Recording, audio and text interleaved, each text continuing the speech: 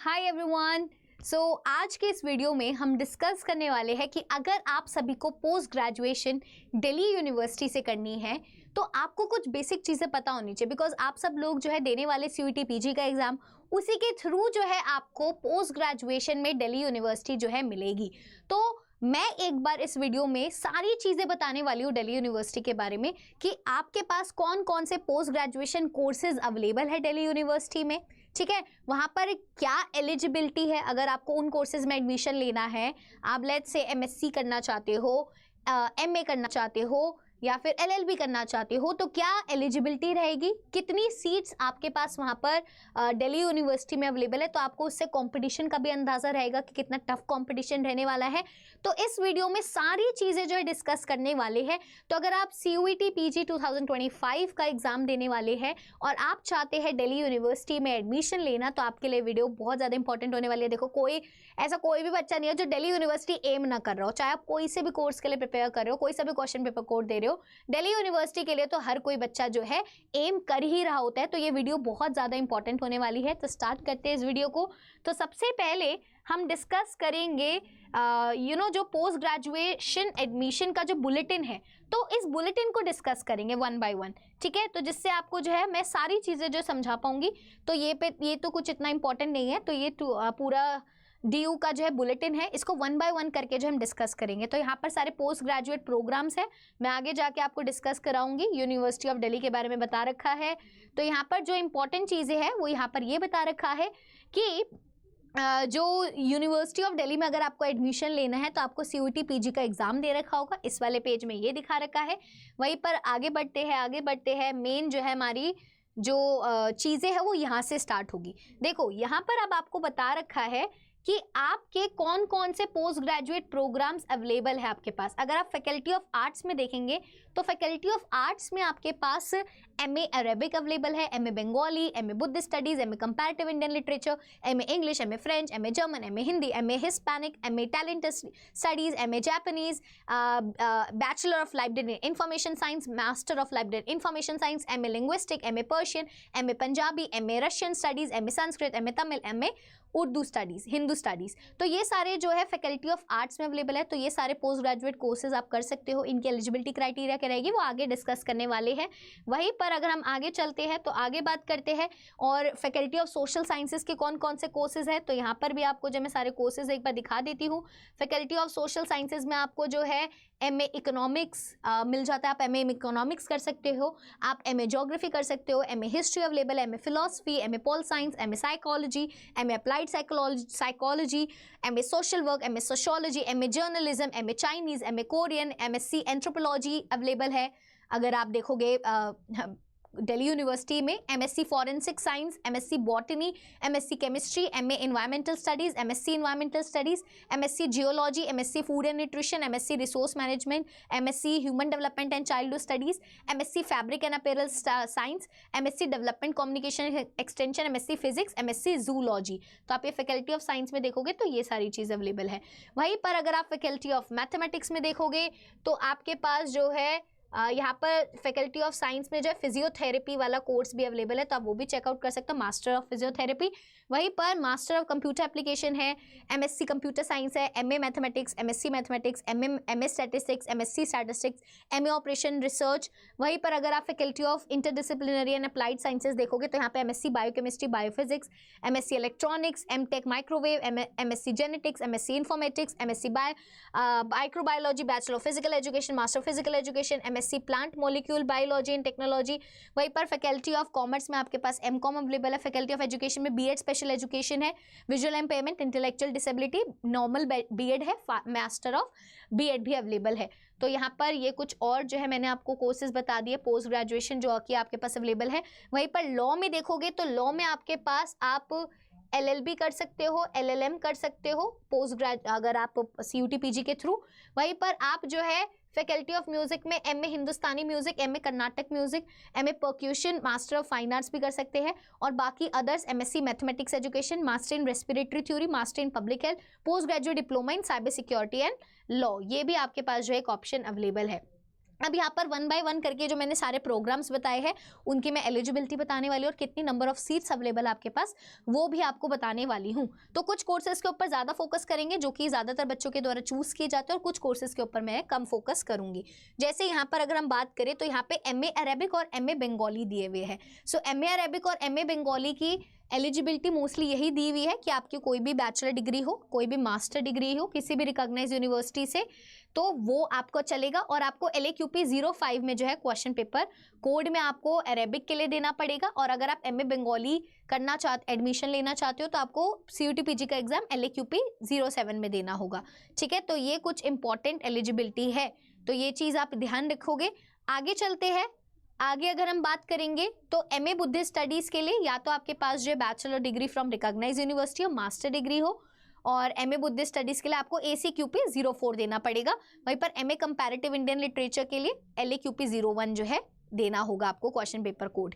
ठीक है, तो ये चीज़ आपको पता होनी चाहिए। आगे चलते हैं, जो जो इंपॉर्टेंट होंगे उनके ऊपर मैं ज़्यादा फोकस करूंगी। जैसे अगर आप यहाँ पे देखोगे MA इंग्लिश, सो यहाँ पर MA इंग्लिश के बारे में थोड़ा सा समझ लेते हैं कि MA इंग्लिश में आपको क्या होना चाहिए। तो आपके पास जो है प्रोग्राम स्पेसिफिक एलिजिबिलिटी क्या है कि अगर आपको MA इंग्लिश में एडमिशन लेना है तो कैंडिडेट को जो है प्रोग्राम स्पेसिफिक एलिजिबिलिटी करना पड़ेगा, और आपको जो एक तो आपको CUT PG का पेपर देना पड़ेगा। तो आप जो है बैचलर्स डिग्री होनी चाहिए आपके पास, ठीक है, या फ्रॉम रिकॉग्नाइज यूनिवर्सिटी से, या फिर जो है BA honours English from university of Delhi से होनी चाहिए। बैचलर्स डिग्री या फिर BA ऑनर्स इंग्लिश से हो तो आप जो है MA इंग्लिश के लिए जो एलिजिबल हो। क्वेश्चन पेपर कोड जिसमें आपको एग्जाम देना होगा वो आपका LAQP 01 है। तो यहाँ पर आप सीट्स देख सकते हैं कितनी अवेलेबल है। यहाँ पर आप देखोगे तो डिपार्टमेंट ऑफ इंग्लिश जो मेन नॉर्थ कैंपस है 39 अनरिजर्व्ड सीट्स है। आत्माराम सनातन में ARSD में 2 है, दौलतराम में 2 है, देशबंधु में 2 है, दयाल सिंह में 2 है, गार्गी में 1 है, हंसराज में 2 है, हिंदू कॉलेज में 2 है, इंद्रप्रस्थ में 2 है और जानकी देवी मेमोरियल कॉलेज में 2 है। तो मतलब लगभग अगर आप टोटल निकालोगे तो यहाँ पर आपको कितनी मिल जाती है। तो एक कैटेगरी भी है, ठीक है, कैटेगरी 1A कैटेगरी 2A। तो उस कैटेगरी में जो है ये अलग जो है डिपेंड बना रखा है कि अगर आप bachelor degree from recognise university, BA honours in English from university of Delhi से, तो उसके हिसाब से भी जो आपको यहाँ पर देखना पड़ेगा। तो यहाँ पर लगभग MA इंग्लिश के लिए आपको 100 सीट्स जो है यहाँ पर दिखाई दे रही है, बट बच्चा तो बहुत ज़्यादा बैठता है। तो 100 से 150 सीट्स दिख रही है, बट बच्चा बहुत ज़्यादा बैठता है, तो कंपटीशन अच्छा रहता है MA इंग्लिश का। यहाँ पर और भी आप सीट्स देख सकते हो, इधर भी अवेलेबल है, NC वेब में भी अवेलेबल है, जाकिर हुसैन कॉलेज में भी अवेलेबल है, वहीं पर रामजस कॉलेज, राजधानी कॉलेज, मतलब सीट्स कॉलेज में बहुत सारी है, मतलब बट हर कॉलेज में एक एक दो दो सीट्स ही है, क्योंकि मास्टर्स में क्या होती है सीट्स कम अवेलेबल होती है हर कॉलेज में। ग्रेजुएशन वाली चीज़ नहीं रहती, यहाँ पर मास्टर लेवल पे कम सीट्स जो है आपके पास अवेलेबल रहती है, तो आप इसका ध्यान रखेंगे। तो यहाँ पर अभी हमने किसकी बात की है, यहाँ पर अभी हमने MA इंग्लिश की बात की है।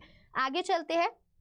आगे अगर हम बात करें तो MA जर्मन के लिए आपको LAQP 12 देना होगा। MA हिंदी के लिए आपको क्या देना होगा, LAQP 02 देना होगा। तो आप हिंदी के लिए भी यहाँ पर आप सीट्स जो है चेक कर सकते हैं, यहाँ पर सीट्स दी हुई है, टोटल कितनी लगा सकते हैं। टोटल मैं बताऊँ तो 146 और 145, तो मतलब लगभग जो है 200-300 के अराउंड जो है सीट्स यहाँ पर अवेलेबल है MA हिंदी के लिए। MA हिस्पैनिक का दिया हुआ है, MA Italian studies, MA Japanese studies, bachelor of library and information science के लिए आपको COQP 11 देना होगा। ठीक है, ये चीज़ आप याद रखेंगे। तो यहाँ पर आपके लिए कितनी सीट्स अवेलेबल है, 31 सीट्स जो है आपके पास टोटल। अनरिजर्व्ड कैटेगरी में की मैं बात कर रही हूँ, अनरिजर्व्ड के लिए 31 सीट्स है, SC के लिए 12, ST के लिए 6, OBC के लिए 21 और EVS के लिए 8 सीट्स अवेलेबल है। अगर हम बात करें bachelor of library and information science की। आगे चलते हैं MA लिंग्विस्टिक की। MA लिंग्विस्टिक के लिए आपको LAQP 04 देना होगा। यहाँ पर आपके पास जो है 27 सीट्स अवेलेबल है। ठीक है, वहीं पर आगे चलते हैं तो MA पंजाबी हो गया, MA पर्शियन हो गया, MA रशियन स्टडीज़ हो गया, MA संस्कृत हो गया। MA संस्कृत के लिए आपको LAQP 03 देना होगा। ठीक है, ये चीज़ आपको याद रखनी है।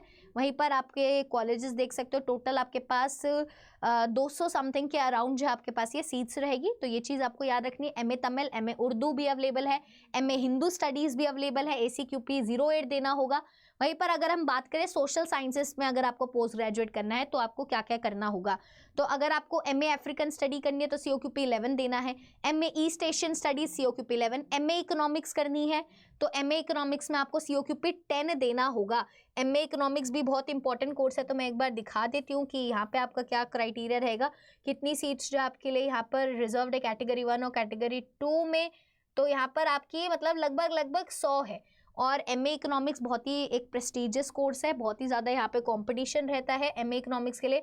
COQP 10 जो है आपको देना होता है एग्जाम, और वहीं पर आपके पास जो है या तो बैचलर्स डिग्री होनी चाहिए और मैथमेटिक्स ज़रूरी है, बैचलर्स डिग्री और मैथमेटिक्स भी चाहिए। बैचलर्स डिग्री लेवल पर भी एटलीस्ट आपने एक कोर्स करा हो, मैथमेटिक्स की ज़रूरत है यहाँ पर एमए इकोनॉमिक्स में, ठीक है। मैथमेटिक्स जो है पढ़ी होनी चाहिए। बैचलर्स डिग्री लेवल पर भी जो एटलीस्ट एक कोर्स तो होना चाहिए। अगर मैं बात करूँ, अगर आप एमए इन इकोनॉमिक्स करना चाहते हो, ठीक है, या फिर BA ऑनर्स इकोनॉमिक्स आपने यूनिवर्सिटी ऑफ दिल्ली से कर रखे हो। अगर आपने BA honours economics university of Delhi से करिए, आप एमए इकोनॉमिक्स करना चाहते हो तो भी जो आपके लिए जो है बिल्कुल एकदम सही है, आप कर सकते हो।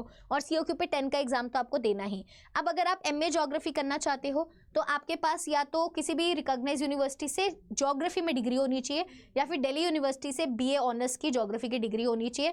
और सीट्स भाई बहुत रिजर्व्ड, बहुत कम है ज्योग्राफी के लिए, देख रहे हो MA ज्योग्राफी के लिए बहुत कम सीट्स है, मतलब 40-50 सीट्स है बस MA ज्योग्राफी के लिए, और कॉम्पिटिशन बहुत ज़्यादा है। तो भाई ज्योग्राफी वालों लग जाओ, HEQP 08 आपको एग्जाम देना होता है। वहीं पर अगर मैं MA हिस्ट्री की बात करूं, MA हिस्ट्री की क्राइटेरिया क्या है, आपकी किसी भी यूनिवर्सिटी से कोई सी भी डिग्री है आप MA हिस्ट्री कर सकते हो। अक्सर बच्चे बोलते हैं कि मैम क्या हिस्ट्री का स्टूडेंट कर सकता है, नहीं, अगर आपके पास कोई रिकॉग्नाइज यूनिवर्सिटी से डिग्री आप कर सकते हो, मास्टर्स डिग्री है किसी भी रिकॉग्नाइज से तो भी आप MA हिस्ट्री कर सकते हो। अगर आपने BA history university of Delhi से करा हुआ है तो भी आप MA हिस्ट्री के लिए एलिजिबल हो। आपको HEQP 09 देना होगा। वहीं पर यहाँ पर अगर हम देखें तो इसमें सीट्स अवेलेबल आपके पास कितनी है, लगभग 200 से 250 के बीच आपके पास हिस्ट्री में आपके पास सीट्स अवेलेबल है, ठीक है। MA life long learning and extension हो गया, MA फिलोसफी हो गया, इसके लिए आपको HEQP 16 देना होगा। जो मैं मोस्टली जो डिमांड में कोर्सेज है उनको मैं डिटेल में जाके आपको एक बार बता रही हूँ सबका।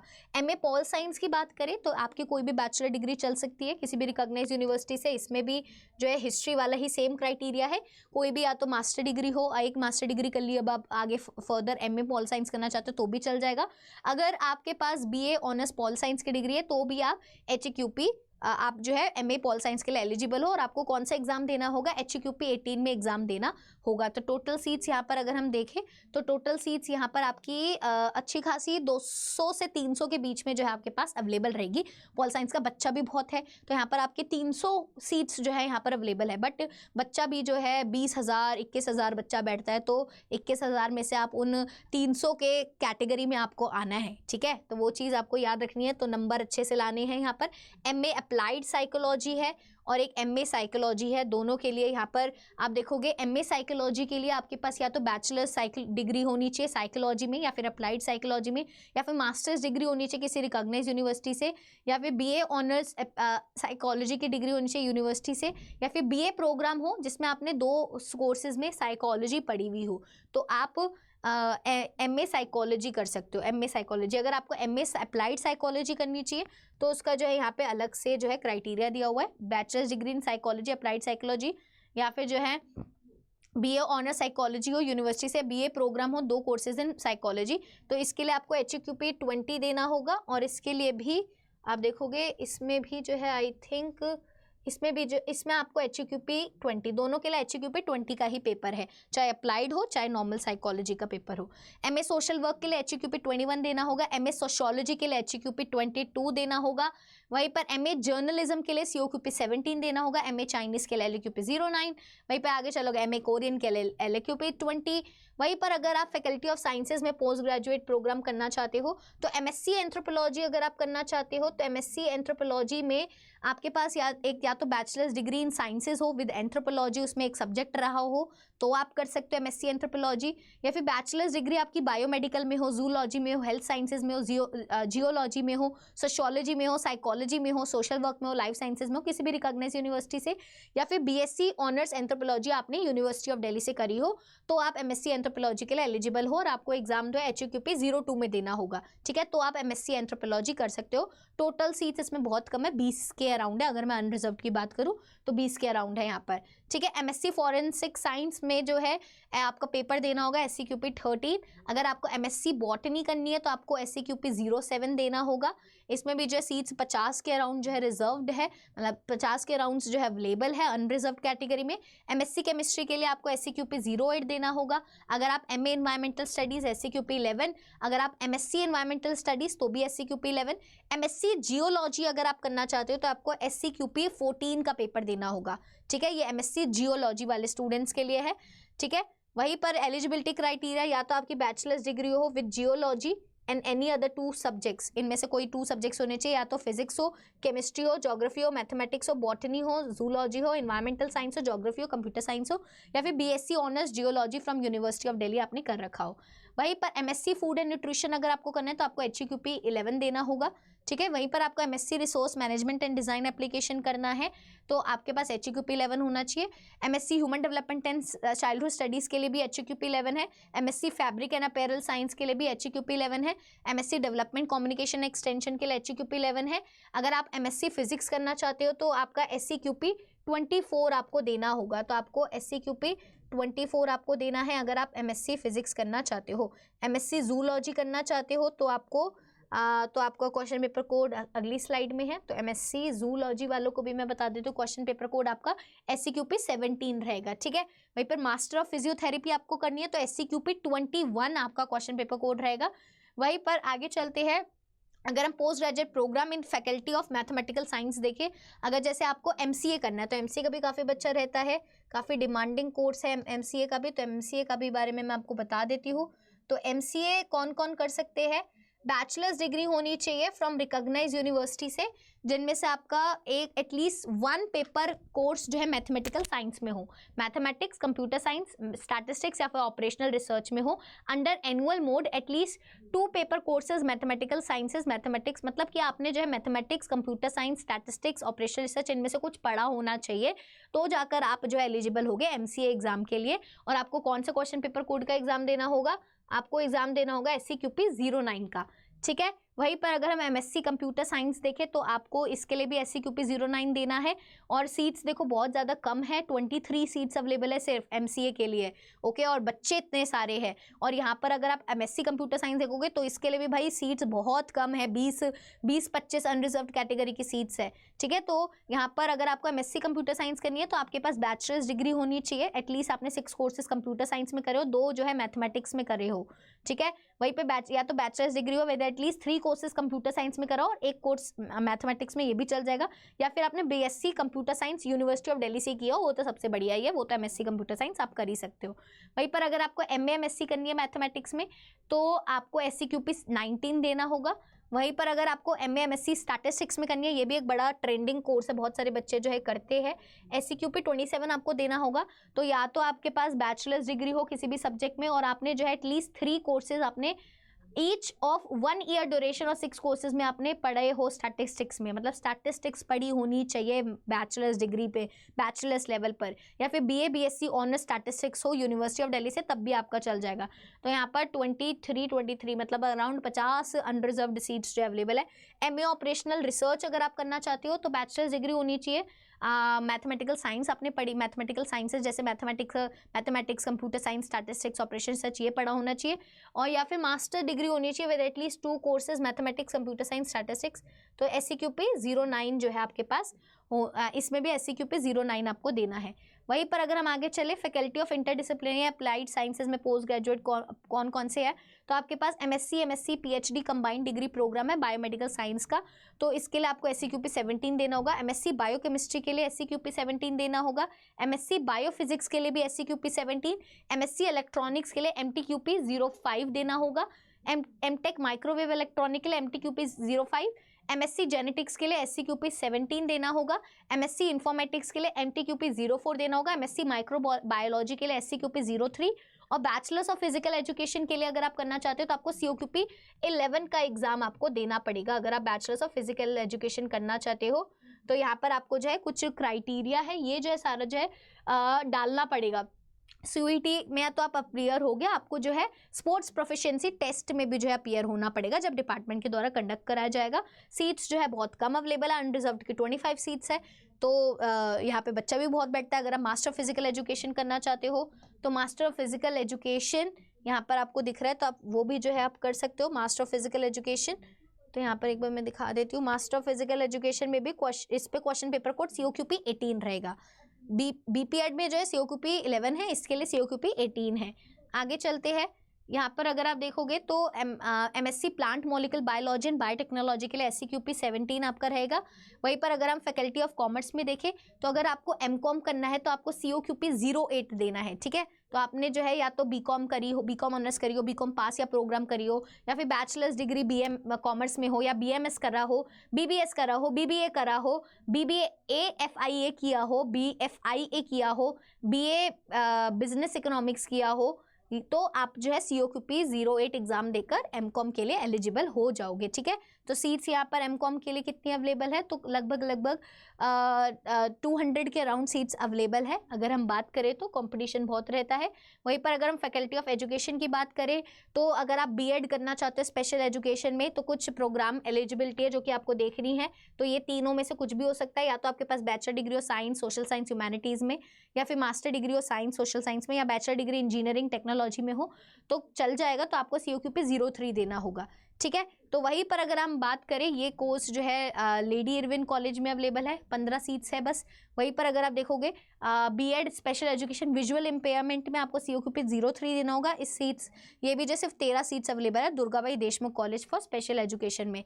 वहीं पर अगर हम बैचलर ऑफ एजुकेशन देखें तो बैचलर ऑफ एजुकेशन में देखो अलग अलग पेडागोजी सब्जेक्ट्स है, ठीक है। तो अगर आप साइंस में के साइड से तो COQP 06 देना होगा, मैथमेटिक्स के साइड से तो COQP 07, लैंग्वेज की साइड से COQP 05, सोशल साइंस से हो तो COQP 04 देना होगा, ठीक है। तो डिग्री आपकी कोई सी भी चल जाती है, वैसे आपने ग्रेजुएशन कर रखी हो, बस इतना जो है मेन रहता है। आपको इन क्वेश्चन पेपर कोड में एग्जाम देना है। साइंस बैकग्राउंड से तो COQP 06, मैथमेटिक्स से COQP 07, लैंग्वेज से COQP 05, सोशल साइंस से COQP 04, ठीक है। ये चीज़ याद रखोगे। आई नो थोड़ी वीडियो लंबी हो गई बिकॉज आई वांट कि सबको सारी चीज़ें जो है क्लियर है, कोई कन्फ्यूजन ना आए। वहीं पर मास्टर ऑफ एजुकेशन में भी आपके पास 25 सीट्स बस है। MAd अगर करना चाहते हो तो आपको COQP 15 देना होता है। वहीं पर अगर हम लॉ की बात करें तो ये भी एक बहुत ही इंपॉर्टेंट कोर्स है। अगर हम LLB की बात करें तो अगर आप LLB करना चाहते हो दिल्ली यूनिवर्सिटी से तो आपके पास बैचलर्स डिग्री होनी चाहिए किसी रिकॉग्नाइज यूनिवर्सिटी से, या फिर जो है मास्टर्स डिग्री होनी चाहिए। 50% मार्क्स होने चाहिए आपके अगर आप जनरल कैटेगरी से बिलोंग करते हो। अगर आप जो है किसी रिजर्व्ड कैटेगरी से बिलोंग करते हो तो 45% मार्क्स चल जाएंगे। COQP 11 का आपको एग्जाम देना होगा। सीट्स आपके पास 1170 सीट्स जो है रिजर्व्ड है अनरिजर्व्ड कैटेगरी में, तो आपके पास अच्छा मौका है। भाई बच्चा भी बहुत बैठता है यहाँ पे LLB में, तो 1170 सीट्स है अनरिजर्व्ड कैटेगरी में, तो अच्छा मौका है। कैंपस लॉ सेंटर में 390 है, लॉ सेंटर 1 में 390 है, लॉ सेंटर 2 में 390 है। LLM अगर आप करना चाहते हो तो आपको COQP 14 देना होगा। तो या तो आपने LLM के लिए या तो 3 या 5 ईयर इंटीग्रेटेड LLB डिग्री की होनी चाहिए रिकॉग्नाइज यूनिवर्सिटी से, ठीक है। तो आप LLM कर सकते हो। फैकल्टी ऑफ म्यूजिक में आप जाना चाहते हो तो MA हिंदुस्तानी वोकल उसमें करना है तो आपको HEQP 14 देना होगा। MA कर्नाटक में HEQP 12 देना होगा। MA परकशन में HEQP 25 देना होगा। मास्टर ऑफ फाइन आर्ट्स करना है तो आपको जो है मास्टर ऑफ फाइन आर्ट्स में यहाँ पर मेंशन कर रखा होगा, मास्टर ऑफ फाइन आर्ट्स का यहाँ पे मेंशन नहीं कर रखा है क्वेश्चन पेपर कोड, तो यहाँ पर आप एक बार देख लेना। हाँ दिया हुआ है। अगर आप HEQP 03 और HEQP 07 पेंटिंग वेंटिंग के लिए HEQP 07, अप्लाइड आर्ट के लिए HEQP 03। वहीं पर अगर आप देखोगे तो ये सारी चीज़ें मैंने आपको बता दी है ना। ये आई होप आपको सारी चीज़ें समझ आ रही है। बोलो भाई, मास्टर इन रेस्पिरेटरी थ्योरी करनी है तो आपको SCQP 21 देना है। अगर आपको MSc मैथमेटिक्स एजुकेशन करनी है तो COQP 03 और COQP 06 में से चॉइस है। मास्टर इन पब्लिक हेल्थ करनी है तो आपको COQP 19 का जो है एग्जाम देना है। Post graduate diploma in cyber security and law करना है तो आपको जो है यहाँ पर आप देखोगे या तो आपकी ग्रेजुएशन होनी चाहिए और प्रोग्राम एलिजिबिलिटी कंप्यूटर साइंस में, इंफॉर्मेशन टेक्नोलॉजी में, कंप्यूटर एप्लीकेशन में, सॉफ्टवेयर डेवलपमेंट में या फिर कंप्यूटर इंजीनियरिंग में। The admission shall be based on the merit drawn, तो मेरिट के बेसिस पर आपका ये पोस्ट ग्रेजुएट डिप्लोमा हो जाएगा, ये मेरिट के बेसिस पर होगा, ठीक है। तो ये सारी चीज़ें जो मैंने आपको बता दी। भाई अब आप बताओ क्या आपको सारी चीज़ें समझ आ गई? क्या आपको सारी चीज़ें समझ आ गई? जो भी सारे मैंने पोस्ट ग्रेजुएट कोर्सेज बताए, नंबर ऑफ सीट्स भी बता दी है मैंने, और आपको जो है कौन सा क्वेश्चन पेपर कोड में CUT PG का एग्जाम देना होगा। देखो अब CUT PG का एग्जाम जो है मार्च के महीने में होता है, तो मार्च का महीना आने में जो है ज़्यादा टाइम नहीं बचा है, आपको पहले से ही जो अपनी तैयारी करनी पड़ेगी। तो अगर अभी तक आपने अपनी तैयारी नहीं करी है और आप अभी तक ढूंढ रहे हो कि आपको तैयारी कहाँ से करनी है, so I can just assure you कि आप जो है अड्डा 24/7 के चैनल को जो है चूज़ कर सकते हैं। यहाँ पर आपकी लाइव क्लासेस तो यूट्यूब पे होती ही है, साथ में यहाँ पर हमारे बैचेस अवेलेबल है। मैं बैचेस के बारे में अभी आपको दिखा देती हूँ कि कौन कौन से बैचेस अवेलेबल है जिनको जो है आप यहाँ पे चेकआउट कर सकते हो। तो यहाँ पर आपको क्या करना है, आपको अड्डा 24/7 की वेबसाइट पे जाना है, ऑल कोर्सेज पे यहाँ पे क्लिक करोगे, आप UG and PG entrance exam पे जाओगे, UG and PG CUT PG पर जाओगे तो आप CUT PG पर यहाँ पर क्लिक करोगे तो CUT PG के सभी कोर्सेज आपको यहाँ पर दिखाई दे रहे हैं। ठीक है, यहाँ पर आप व्यू ऑल करोगे तो यहाँ पे अगर आप SCQP 07 बॉटनी के लिए तो यहाँ पे संजीवनी बैच है, SCQP 17 जीवा बैच है, जिज्ञासा बैचेस फॉर जूलॉजी जिसमें आपको SCQP 28 देना है। तो ये सारे बैचेस अवेलेबल है। ठीक है, सारे बैचेस आप देख रहे हो कि आपके सारे रिक्वायरमेंट्स को हमने पूरा करा हुआ है। अगर आप COQP 11 देना चाह रहे हो तो द्रोणाचार्य 2.0 बैच है, आप COQP 12 देना चाह रहे हो तो रुद्र बैच, ये MBA के लिए होता है स्पेसिफिकली, जो MBA आगे जाके MBA करना चाहते हैं। ये आपका LAQP 01, आप इंग्लिश में अगर मास्टर्स करना चाहते हो, अगर आप पॉल साइंस में मास्टर्स करना चाहते हो HQP 18, अगर आप MCA करना चाहते हो, ठीक है, तो उसके लिए MSc टेक्नोलॉजी करना चाहते हो SCQP 09 आपको देना पड़ेगा, अभी मैंने आपको बताया था, तो उसके लिए काल्की बैच है। अगर आप मास्टर्स इन हिस्ट्री करना चाहते हो तो आपके लिए अभिमन्यु बैच है। ठीक है, हिंदी करना चाहते हो MA इन हिंदी तो LAQP 02 संघर्ष बैच है। इकोनॉमिक्स के लिए भी यहाँ पर जो आपको बैच दिखाई दे रहा है COQP 10, तो ये सभी बैचेस जो है ना अभी चल रहे हैं बिल्कुल कम डिस्काउंट पे। तो यहाँ पर अगर आप कोई भी बैच लेना चाहो, कोई भी बैच, तो आपको क्या करना है, बस उसको अपने कार्ट में डालना है। ऐप से आप ले सकते हो, ऐप डाउनलोड करके उसको अपने फटाफट से जो अपनी बकेट लिस्ट में डाल लेना। बकेट लिस्ट में डालने के बाद आप क्या करोगे, बाय नाउ के ऑप्शन पे जाओगे। बाय नाउ के ऑप्शन पे यहाँ पर आपको जो कूपन कोड डालना है जो आपको स्पेसिफिकली आपको पता होगा। ठीक है, तो यहाँ पर आप जो है यहाँ पर मेरा कूपन कोड यहाँ पे यूज़ कर सकते हो, आपके लिए स्पेशली ये बनाया गया है जिससे बच्चों को जो है मैक्सिमम डिस्काउंट मिले। सो मेरा नाम है आशी, AASHI 2020। यहाँ पर आप लगाएंगे तो यहाँ पर आप देखोगे कितना डिस्काउंट आपको मिल जाएगा। बहुत ज़्यादा डिस्काउंट मिल गया, अभी सिर्फ 37 था, अब आपको ये 40% मिल गया। तो ये 7660 का कोर्स आपको पड़ रहा है। तो ऐसे आप सभी कोर्सेज में जो भी आप कोर्स लेना चाहते हो वहाँ पे आप आशी 20 लगाइएगा तो आपको ये कम प्राइस में हो जाएगा। वहीं पर जब आप ऐप से लोगे तो कॉइन्स भी दिखाएगा, कॉइन्स भी टिक कर देना, कूपन कोड भी लगा देना मेरा और चेकआउट कर देना। गूगल पे वगैरह किसी से भी आपकी पेमेंट हो जाएगी और आपके जो अकाउंट में आपका जो बैच फिर रिफ्लेक्ट होने लग जाएगा। तो आप इसको फाइनली कंटिन्यू करके चेकआउट कर सकते हो। तो ये बैचेस अवेलेबल है। हाँ, यहाँ पर जो है बुक्स वगैरह भी अवेलेबल है, टेस्ट सीरीज भी अवेलेबल है। अगर आप चाहते हो कि आप प्रैक्टिस करना चाहते हो, मॉक लगाना चाहते हो, तो यहाँ पर सारी टेस्ट सीरीज आप यहाँ पे चेकआउट कर सकते हो। आपको इनको परचेज करना है तो आपको सेम चीज़ करनी है, आशी 20 आप कूपन कोड लगाकर इनको जो चेकआउट कर सकते हैं। PG की ई बुक्स भी अवेलेबल है। यहाँ पर आप देखोगे COQP 12 का बुक किट अवेलेबल है, COQP 11 का बुक किट अवेलेबल है। तो अगर आपको ये इनमें से कोई भी चीज़ लेनी है तो आप जो है मैक्सिमम डिस्काउंट के लिए आशी 20 का कूपन कोड यूज़ कर सकते हैं। वहीं पर अगर आपको किसी भी बात से रिलेटेड कोई गाइडेंस चाहिए, कोई कन्फ्यूजन है, कुछ पूछना है, तो आप मेरे को ईमेल भी कर सकते हैं। मेरी मेल ID है ashi.sharma@adda247.com। तो कोई भी कन्फ्यूजन आती है कि मैम कौन सा बैच हमें लेना चाहिए या फिर क्या करना चाहिए, मैं कंफ्यूज हूँ कि मुझे कौन से क्वेश्चन पेपर कोड में एग्जाम देना चाहिए, तो प्लीज़ आप मुझे जब मेल कर सकते हैं। So I will definitely try to revert back. So mail ID आप यहाँ पे स्क्रीनशॉट ले सकते हैं, ashi.sharma@adda247.com। तो यहाँ पर आप सभी को मैं बताना चाहूँगी कि ये जो अभी डिस्काउंट चल रहा है एंड ऑफ द मंथ के लिए चल रहा है, तो आप इसको अभी से ही जो अवेल कर लेना, बिकॉज फिर नेक्स्ट मंथ आ जाएगा तो आपके पास जो है फिर ये मौका नहीं रहेगा। दोबारा से जो प्राइजेस जो बढ़ जाएंगे, फिर दोबारा आप वेट करोगे कि कब से सेल आएगी और कब जो हम मौके का फ़ायदा उठाएंगे। ठीक है, तो आई होप आपको साइट ये समझ आ गई। कोई कंफ्यूजन है तो मुझे नीचे कमेंट सेक्शन में बता दीजिएगा, मेल करके भी बता सकते हो। अब हम मिलेंगे अपने नेक्स्ट वीडियो में। आई होप आपको ये वीडियो अच्छी लगी होगी। सो लाइक भी करिएगा, शेयर भी करिएगा।